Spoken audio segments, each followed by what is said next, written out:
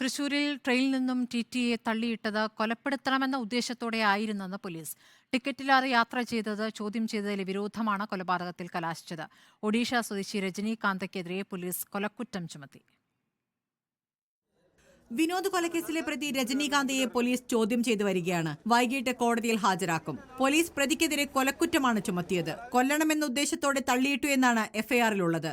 പ്രതി പിന്നിൽ നിന്ന് 2 കൈകൾ കൊണ്ടും തള്ളിയിട്ടു എന്നും എഫ്ഐആറിൽ പറയുന്നു. അതേസമയം കുന്നംകുളത്തെ ബാറിലെ ക്ലീനിംഗ് തൊഴിലാളിയായിരുന്നു പ്രതിയെന്ന ബാറുടമ.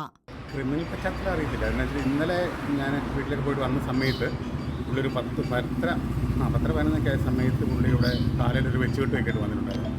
അപ്പോൾ തന്നെ പുള്ളി മദ്യപിച്ചിട്ടുണ്ടെന്ന് തോന്നി. അന്നേരം തന്നെ അക്കൗണ്ട്സ് വിളിച്ച് പറഞ്ഞ് എൻ്റെ സാലറി ക്ലോസ് ചെയ്ത് പിന്നെ പറഞ്ഞു വിടുകയത്. അങ്ങനെ ആ നാട്ടിലേക്ക് പോയ വഴിയാണ്. പ്രതി വിനോദിനെ തള്ളിയിടുന്നത് നേരിട്ട് കണ്ടുവെന്ന സംഭവത്തിന്റെ ഏക മലയാളി ദൃക്സാക്ഷി റിപ്പോർട്ടറിനോട് പറഞ്ഞു. തർക്കങ്ങളില്ലാതെ തന്നെ ടിറ്റിയെ പ്രതി ആക്രമിക്കുകയായിരുന്നുവെന്നും ദൃക്സാക്ഷി. ഡോറിന്റെ സൈഡിലാണ് വ്യക്തി ഇരിക്കുന്നത്. 72 നമ്പർ സീറ്റ്, ഡോറും സീറ്റും ഒന്നാണ്. അപ്പോൾ അവിടെ ഒന്ന് ചെക്ക് ചെയ്തപ്പോൾ ടിക്കറ്റ് ഇല്ല, അല്ലെങ്കിൽ ഫൈൻ അടയ്ക്കാന്ന് പറഞ്ഞു. ഇല്ലയെന്ന് പറയുമ്പോൾ സാറ് സാധാരണ എല്ലാ ടിറ്റിമാരും ചെയ്യുന്നത് ഇൻഫോം ചെയ്ത് RPFനെ വരുത്താം. അപ്പോൾ സാറ് ഫോൺ എടുത്തിട്ട് അതിനാണ് പോയത്. ആ പോയി ഡോറിൻ്റെ അവിടെ നിന്ന് വിളിക്കുന്ന സമയത്ത് പയ്യെ പുള്ളി അഴിച്ച് വന്നിട്ട് ബിരിയാണി മേടിച്ച് വെച്ചിട്ടുണ്ടായിരുന്ന ആൾ ഭക്ഷണം മേടിച്ച് കഴിക്കാൻ വേണ്ടി വെച്ചൊക്കെയാണ് ഈ പ്രതി.